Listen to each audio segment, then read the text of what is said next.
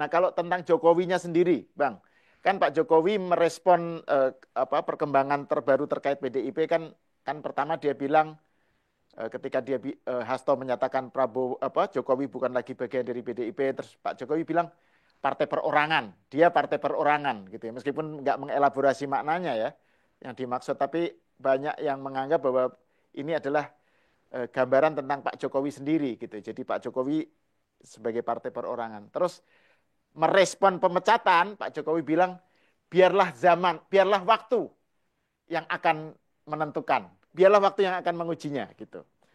Nah, saya mau melihat, mau minta Bang Joseph mengomentari soal Pak Jokowi ini setelah nggak jadi presiden ini ya. Seberapa masih powerful dan seberapa seberapa berpengaruh gitu. Karena ada yang bilang, misalnya Pak Mahfud bilang bahwa Pak Jokowi itu setelah jadi warga biasa ya pengaruhnya agak dilebih-lebihkan sih sebenarnya. Yang dia kelihatan kuat kan hanya di Jawa Tengah, tapi di luar Jakarta misalnya Pak Jokowi nggak berpengaruh tuh gitu. Jadi jadi bagaimana melihat Pak Jokowi sekarang dan ke depannya terkait dengan tadi pernyataan tadi, Bang? Ya, kalau yang soal waktu akan menguji, saya kira yang tadi kita diskusikan bahwa niat baik beliau sebagai negarawan. Saya berkali-kali bilang, melihat Pak Jokowi jangan hanya melihat beliau sebagai politisi ya. Hmm, Beliau harus dilihat juga sebagai negarawan. Negarawan ini kan banyak sekali hitungan-hitungannya di luar nalar politisi yang melulu politiking, yaitu soal menang kalah, soal jegal-menjegal, tipu-menipu, siapa berkuasa, siapa yang nggak berkuasa, gitu kan. Buat Pak Jokowi ini kan melihat sesuatu yang lain. Jadi waktu biarkan waktu menguji ya, ya nanti kita dalam waktu apa yang kita diskusikan sebagai niat baik Pak Jokowi untuk melakukan rekonsiliasi tahap duanya. Tahap pertamanya kan yang grand tadi dengan lawan politiknya. Lalu tahap duanya ternyata kan dia jadi korban dari grand coalition ini. Ya dia ingin memperbaiki, tapi kan sudah dianggap gagal ya dengan keluarnya SK itu. Ya itu nanti waktu menguji. Nah, sedangkan soal Pak Jokowi sendiri, ya memang ada sementara pengamat yang kemudian melihat memang peluangnya kan membuat parpol baru atau gabung di salah satu parpol atau independen gitu kan. Ada hmm, tiga kemungkinan. Nah, masing-masing punya konsekuensi. Kita udah berkali-kali bicara bahwa saya termasuk yang menganut realisme politik. Kalau kita bicara pengaruh dalam kebijakan, ya harus yang punya modal politik. Harus bergabung kepada mereka-mereka yang memiliki modal politik di parlemen saat ini. hmm, Sedangkan parpol baru kan itu belum punya modal politik dong. Kan baru dibangun, masih harus diuji di pemilu kan. Itu kalau memandang bahwa pengaruh dalam arti kebijakan negara. hmm. Yang modal politik nasional ada aja di DPR. Jadi salah satu parpol itu gitu loh. Tapi saya melihat sesuatu yang yang yang berbeda dari eh, pengamat yang mengatakan bahwa Pak Jokowi memiliki segalanya untuk membuat satu partai baru. Menurut saya pendapat ini kurang kurang memiliki dasar eh, analisis yang agak mendalam ya. Begini, saya ini menangkap ada kejenuhan di pasar konstituen dalam dua pemilu belakangan ini. Hmm. Nah, kalau kita bisa bayangkan pasar konstituen kita itu kan bergerak dari ekstrim ke ekstrim ya. Yang merah, ekstrim merah itu ada PDIP kan, nasionalis. Lalu bergerak ke arah biru, lalu hijau, hijau gelap, ada ekstrim lain. Eh, eh, ya disebutlah radikal nasional yang PDIP, lalu ada radikal Islam politik Gelap. PKS barangkali gitu di situ ya. PKS lah. Nah, di dua sisi ini, nasionalis maupun pasar Islam politik, saya melihat ada kejenuhan. Kita bahas yang Islam politik dulu ya. Hmm, Di balik fenomena eh, P3 akhirnya nggak dapat apa-apa di Parlemen Nasional, ini kan sesuatu yang sebetulnya mengejutkan. Tapi bagi saya itu indikator ada kejenuhan pasar. Begini, P3 itu dalam dua pemilu kan sebetulnya mengambil posisi akhirnya dipersepsikan oleh konstituen sebagai head on dengan PKS kan. Karena dia nggak mau head on dengan PKB dan PAN. yang masing-masing punya diehards tradisionalnya nih. Apalagi dia udah digembosi sejak 84 kan oleh Gus Dur kan. Jadi dengan PKB dia jelas Nahdien daripada P3 mereka akan lebih ke PKB. Demikian juga Muhammadiyah. Jadi maka itu dia lebih ke posisi yang agak agak ke ekstrim di kanan. Tapi kita persepsikan head on dengan PKS.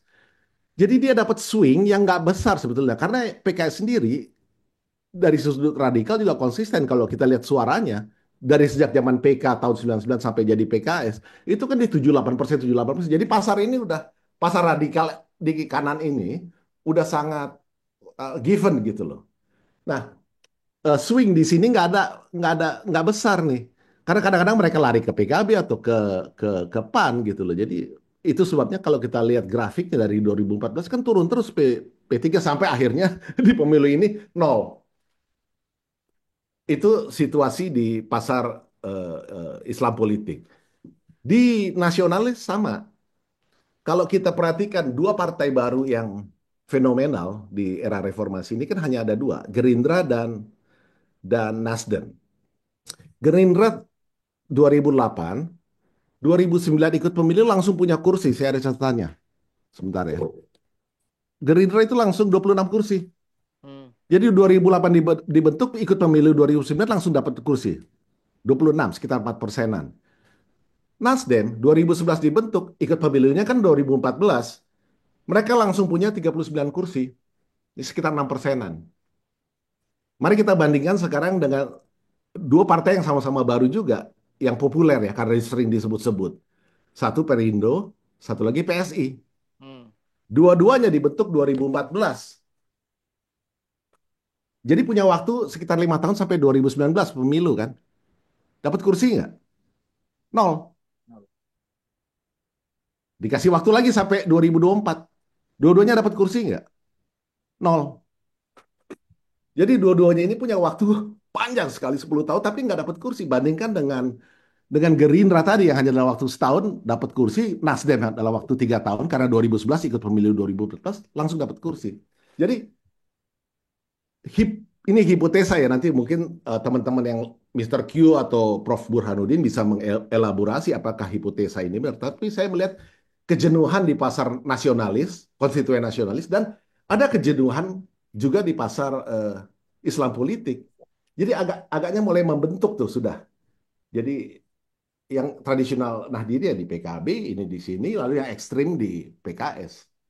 Yang di antara itu ya swing-swing aja. Itu yang mau coba ditangkap oleh P3 tapi ya kita lihat kemudian begitu juga cerita PSI dan Perindo tadi yang udah 10 tahun kan dapat dapat nih dibandingkan kinerja Nasdem dan Gerindra. Nah, tentu Pak Jokowi kan melihat ini. Kalau dia bikin partai baru, pasar konstituen mana yang mau disasar? Ini kan hitungannya harus rasional ya. Sampai seberapa jauh apa yang disebut Jokowi Effect itu bisa merebut pasar ini. Nah, saya jadi nakal sedikit. Kemarin kan Sandi ke Solo tuh, Sandiaga Hmm. Uno kan ketemu tuh. Ya, ya. Nah, tapi saya catatan dulu ya. Di Instagram Pak Jokowi nggak ditaruh tuh pertemuan dengan Sandi. Di Instagramnya Sandi diglorifikasi ketemu Pak Jokowi ngomong geopolitik, Ya, ya. ngomong alah. Ya sudahlah kita tahu sama politisi kan. Tapi saya duga ini P3 kan mau cari ketum nih. Ini kan masih masih ad hoc nih mau Ya. cari ketum.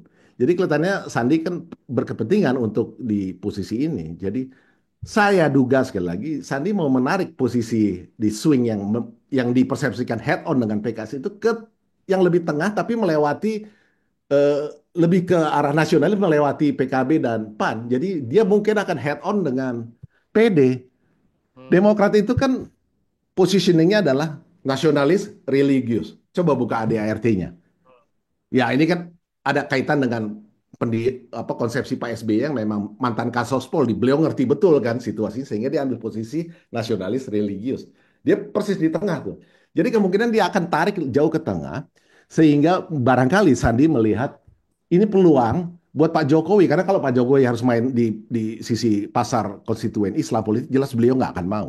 Beliau kan nasionalis. Tapi kalau disuguhkan visi masa depan menjadi tengah, barangkali seksi buat Pak Jokowi. Saya kira itu. Tapi ya kembali lagi, buat Pak Jokowi nggak diposting tuh pertemuan dengan Sandiaga. Tapi Sandiaga diposting diglorifikasi gitu ya. Hmm. Ya simpulkan sendirilah. Poinnya adalah saya kira kita masih harus lebih bijaksana melihat soal pilihan partai baru untuk Pak Jokowi. Hmm. Belum bisa saya kira masih terlalu dini untuk menyimpulkan beliau akan kemana ya. Tapi Ya. memang saya sepakat kemungkinan-kemungkinannya tadi sudah kita bahas. Apakah bergabung dengan pemilik modal politik konkret hari ini, hasil pemilu kemarin, atau bikin partai baru yang nggak ada modal politiknya tapi masih nanti harus diuji di 2029. Hmm. Kalau istilah Pak Jokowi sendiri partai perorangan itu, maksudnya apakah itu mengacu pada Pak Jokowi sebagai tokoh saja gitu? Karena kan juga selain ada kejenuhan di tadi yang Bang Yosef katakan, kan juga ada semacam apa ya, distrust terhadap partai kan juga masih banyak, apa, di kalangan konstituen ya, di kalangan voters gitu. Jadi kalau Pak Jokowi sebagai tokoh partai perorangan ini maksudnya apa gitu? Kalau menurut Bang Yosef gimana? Ya timelinenya jangan berantakan. Beliau mengatakan partai perorangan itu kan menanggapi statementnya Hasto itu sebelum Iya, betul. sebelum sebelum SK keluar. Betul, betul ya, ya, ya. Itu konteksnya di situ. Setelah SK keluar kan nggak ada lagi. Jadi bukan dalam Hmm, konteks pasca SK. ya, Itu ya. cerita lain lagi. Ya tadi Oke, tadi oke. kita bahas pasca SK itu satu game baru lagi lah dari sisi Hmm, Pak Jokowi. Tapi partai perorangan itu kan dalam konteks mengomentari Hasto. si Hasto Iya, ini. Hasto, iya, ya iya, iya. kan? Oke, Ya, oke. ya kalau itu kan kita sudah bahas bahwa eh, eh, posisinya menjadi eh, berjalan sendirian sebagai pemilik KTA sah PDIP. Hmm, oke, oke, oke. Itu yang faktual sesuai dengan hukum. ADART itu kan turunan dari hukum hukum positif Undang-Undang Parpol kan. ADART itu harus disahkan di kehakiman sehingga posisinya ya udah berarti partai perorangan walaupun nggak ada definisinya dalam aturan hukum kan. Hmm, hmm. Oke, oke. Nah, terus ini terakhir ini Bang Joseph. Soal dampaknya terhadap dinamika hubungan antara PDIP dengan Prabowo atau Bu Mega dengan Prabowo. Dengan adanya pemecatan terhadap Pak Jokowi ini seberapa jauh dampaknya terhadap bagaimana hubungannya, apakah akan mem- menjauhkan dari Prabowo atau mendekatkan? Karena kan ada yang bilang bahwa PDIP atau Bu Mega mau bergabung dengan Prabowo kalau Jokowi itu out. Jadi Prabowo harus diceraikan dulu dari Jokowi, baru dia mau gitu. Jadi sementara Pak Jokowi maupun Prabowo berkali-kali menyatakan kedekatannya itu betul-betul apa ya, susah untuk dipisahkan gitu loh. Bahkan Pak Prabowo menyatakan hutang budi kepada Pak Jokowi, terus juga menekankan keberlanjutan dan seterusnya. Nah, dengan adanya pemecatan ini, bagaimana dampak hubungan antara Megawati dengan Prabowo? Ya pertama saya komentar yang soal Jokowi out, Jokowi anzih atau apa-apa yang dipersepsikan sebagai pengaruh Jokowi itu kan dua hal yang Hmm, berbeda ya. Kalau oke, Jokowi anzih sebagai orang ya barangkali kita bisa diskusikan lah ya. Tapi eh, eh, wajah Jokowi di balik tokoh program kerja eh, itu kan nggak bisa. Ini Prabowo kan melanjutkan apa yang dikerjakan oleh Pak Jokowi. VA itu kan kelanjutan, itu nggak ya. bisa. Terus wajah Jokowi di balik Gibran, itu apakah pandangan ini yang mengatakan harus out, termasuk juga memecat Gibran, kan nggak, itu delusional kan. Hmm, Gibran dan itu adalah wajah Pak Jokowi, suka atau tidak gitu ya, loh. ya, Ya ini fakta-fakta yang menurut saya delusional. Tapi ya, kita kembali ke apa yang rasional dari sisi kepentingan Pak Prabowo. Itu yang menentukan kan. Karena yang megang pemerintahan kan Pak Prabowo. ya, Bahwa bergabungnya PDIP dalam dalam eh, pendekatan, cara pandang atau penerimaan proses bergabung ini yang rasional, itu saya kira tetap diharapkan. Partisipasi dari PDIP di koalisi ini untuk mendukung pembangunan. Itu saya kira no question about it. hal-hal lain receh ya, Hmm. menurut saya ya. Ya tinggal Megawati aja mengambil sikap in or out. Saya kira bolanya bukan lagi di Pak Prabowo justru. Di Megawati sendiri ingin gabung sesuai dengan menu makanan yang sudah set yang kemarin kita diskusikan itu. Atau tidak bergabung. Karena kalau menu makanan nggak bisa dirubah. Tapi kalau tempat pertemuan bolehlah kita mau di mana-mana. Tapi Hmm. kalau menu makanan set. Ini terkait dengan diskusi yang Dasko waktu itu. Katanya waktu Ya. sebelum dilantik. Heeh, Menu heeh. makanan sudah siap, tinggal maunya di mana gitu loh. Tapi kalau menu makanan jangan ditawar-tawar lagi. Dan menu makanan ini artinya berarti narasinya keberlanjutan, hubungan baik dengan Jokowi apa itu masih tetap Ya, berlanjut gitu ya. iya, Jadi kalau iya. Bu Mega harus ya nerima itu atau take it or leave it gitu ya. Take it or leave it. Itu realitas politik kok. Hmm, hmm, Maka kembali lagi ke psikis Bu Mega sebetulnya kan. Persoalannya. Jadi bukan hal rasional lagi sebetulnya kan. Bukan soal-soal kenegarawanan yaitu membangun visi Indonesia Emas bagaimana diturunkan dalam dalam Asta Cita yang sekarang dalam percepatannya ada 8 ya yang mau dipercepat sebagai apa perwujudan dari Asta Cita itu kan nggak bisa ditawar lagi. Itu kan statesmanship di situ. Ini untuk bangsa dan negara kok. Take it or leave it. hmm. Dan menurut Bang Yosef kira-kira arahnya kemana? Bu Mega atau PDIP? Apakah mengambil sikap ya udah oposisi sekalian gitu?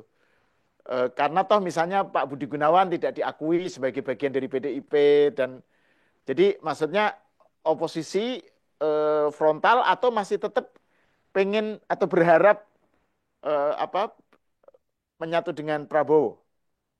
Ya kalau kita bersandar pada narasi-narasi publik yang dikuasai oleh kelompoknya Hasto, ya arahnya oposisi ya.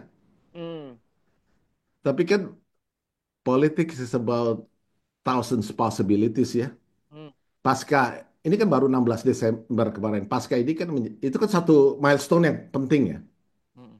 Surat pemecatan itu. Selebihnya you are on your own kan. Pak Jokowi kan udah nggak bisa ada apa-apa lagi dong. Masa masih mau disalah-salahin lagi udah dipecat kok. Nah sekarang you are on your own gitu. Silakan diberesin antara kepentingan-kepentingan triangle ini, Megawati, Puan dan Prananda, yang pada dasarnya ada dalam mantra anak biologis Soekarno. Hmm, Ya silakan diberesin aja. Ya kita belum bisa tahu. Tapi narasinya memang arahnya sana karena dikuasai oleh kelompok ini kan, hmm. kelompoknya Sekjen kan. Ya, ya. Yang sana kan narasinya nggak kedengeran. Dan yang silent tadi juga apalagi kita kan nggak. Hmm, Jadi kongresnya saya kira April ya barangkali ya. Karena ini hanya perpanjangan dari yang Juli kemarin kan saya kira April atau Mei ya. Itu yang nanti akan menentukan PDIP ke depan. ya.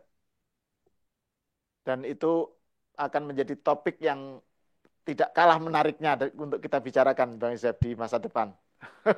Oke, Ya paling tahun depan ya karena ini udah menjelang akhir tahun. Oke, terima ya. kasih Bang Yosef atas obrolannya, atas pencerahannya dan selamat Natal Oh, terima dan kasih. selamat tahun baru karena ini kan Eh, minggu depan sudah. Oh ya ya, selamat tahun baru juga ya Ya, untuk ya, Jenengan dan oke. kru semuanya kru di Cokro. Sama-sama di Cokro ya. Oke. Hmm. Oke, pemirsa, sampai di sini dulu. Kita berjumpa lagi di episode selanjutnya.